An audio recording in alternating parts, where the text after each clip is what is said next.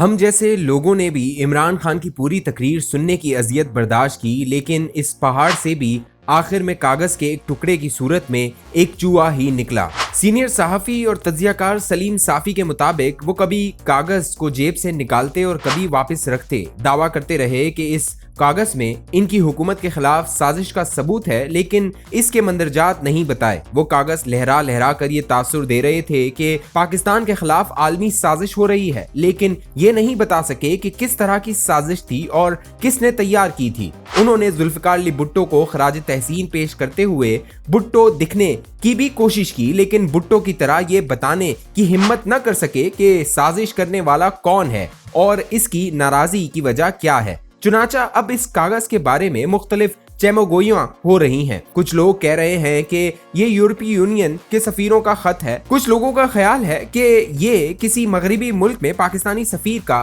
اس ملک کے پاکستان کے بارے میں جذبات کی سمری پر مشتمل دستاویز ہے۔ کچھ لوگ کہہ رہے ہیں کہ یہ امریکہ اور پاکستان کے نیشنل سیکیورٹی ایڈوائزر کے مابین میٹنگ کے منٹس ہیں۔ کچھ لوگ کہہ رہے ہیں کہ یہ ان کہ دورہ روس سے قبل پاکستانی اور امریکی دفتر خارجہ کے درمیان ہونے والی بات چیت کے منٹس ہیں، لیکن جہاں تک میری تحقیق کا تعلق ہے یہ ایسی کوئی دستاویز نہیں جس میں کسی مغربی ملک کی طرف سے عمران خان کو دھمکی ہو یا پھر عمران خان کی حکومت کو گرانے کی سازش ہو۔ میرے اس دعوے کی کچھ بنیادیں ہیں جو اس طرح ہیں۔ کسی ملک نے کسی حکومت کے خلاف سازش کرنی ہو یا کسی حکمران کو دھمکی دینی ہو تو وہ کبھی دستاویزی شکل میں نہیں دیتا۔ امریکہ اور مغربی ممالک پاکستان کے سیاسی سٹرکچر کو بخوبی جانتے ہیں اور وہ جانتے ہیں کہ عمران خان نے زبان چلانے کے سوا ان کے مفادات کے خلاف کوئی کام نہیں کیا، اس لیے اس کا کوئی جواز نہیں کہ وہ ان کی حکومت گرانے پر اپنا وقت ضائع کریں۔ پاکستان اور امریکہ کے تعلقات مد و جزر کا شکار رہے ہیں۔ قطر معاہدے میں پاکستان کے کردار سے امریکی بہت مطمئن تھے، لیکن پھر منصوبے کے خلاف طالبان جب قبل از وقت کابل پر قابض ہو گئے اور جہازوں سے افغانوں کے گرنے کے مناظر امریکیوں اور یورپینز نے دیکھے تو وہ ماضی میں طالبان سے متعلق پاکستانی ریاست کی پالیسی کی وجہ سے اس پر بہت غصے تھے، لیکن وہ عمران خان کی حکومت پر نہیں بلکہ پاکستانی ریاست پر غصے تھے، کیونکہ امریکی اور یورپی ممالک جانتے ہیں کہ افغان پالیسی کی تشکیل اور اس پر عمل درآمد میں عمران خان کا اتنا ہی کردار ہے جتنا پرویز خٹک کا دفاعی معاملات میں۔ انہوں نے دھمکی دینی ہوتی تو آرمی چیف یا DGISI کو دیتے، انہوں نے اگر کوئی سازش کرنی ہے تو پاکستانی فوج کے خلاف کریں گے۔ ٹرمپ کے ساتھ ملاقات اور اس پر پاکستان میں جشن منانا کسی اعلیٰ امریکی عہدیدار کے ساتھ عمران خان کا آخری رابطہ تھا۔ جب سے جو بائیڈن آئے ہیں وہ خود تو کیا تو کسی اعلیٰ امریکی عہدیدار نے بھی عمران خان سے کوئی بات نہیں کی۔ اس دوران امریکیوں نے جب بھی رابطہ کیا تو آرمی چیف یا DGISI سے کیا۔ سینئر صحافی سلیم صافی کے مطابق سویلین سطح پر جو ایک اعلیٰ سطحی رابطہ ہوا ہے وہ نیشنل سیکیورٹی ایڈوائزر معید یوسف سے ہوا،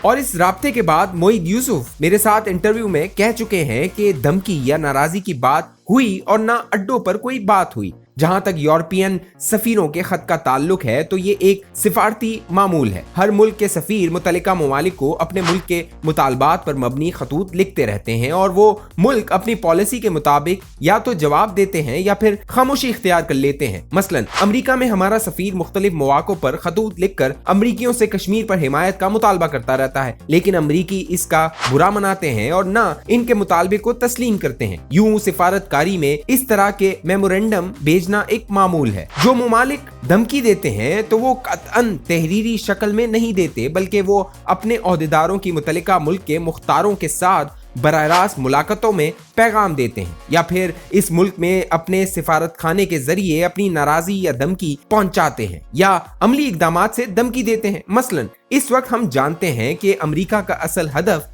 چین ہے، تو کیا چین کو امریکہ نے کوئی خط لکھ کر دھمکی دی ہے؟ نہیں، بلکہ چین کے ساتھ مکالمہ جاری رکھ کر امریکہ نے G7 اور نیٹو کے اجلاس میں BRI کے جواب میں اپنا پروجیکٹ شروع کرنے کے ذریعے دھمکی دی۔ پاکستان کی سلامتی کے خلاف کسی ملک یا غیر ملکی قوت کی کسی سازش کو ڈسکس کرنے کا اولین اور بنیادی فورم نیشنل سیکیورٹی کمیٹی ہے، اور میری معلومات کے مطابق اس کمیٹی میں آج تک عمران خان کو ہٹانے کے لیے کسی عالمی سازش کا کوئی موضوع زیر بحث نہیں آیا۔ عمران خان کے پاس کوئی جینین ثبوت ہے تو तो जलसे में कौम के सामने लहराने की बजाय वो इसे नेशनल सिक्योरिटी कमेटी में क्यों नहीं लाए? नेशनल सिक्योरिटी कमेटी के दीगर जिम्मेदार अरकान तो इस मामले पर खामोश हैं, लेकिन इमरान खान की खुशामद में तमाम हुदूद उबूर करने वाले वजीर दाखिला भी कहते हैं कि इनके नोटिस में ऐसा कोई खत या दस्तावेज नहीं है। इमरान खान अगर एक जिम्मेदार वजीर आजम होते तो भुट्टो बनने के शौक में इस तरह की दस्तावेज को जलसे में न लहराते, और अब जब लहरा दी है तो फिर हिम्मत करके बता दें कि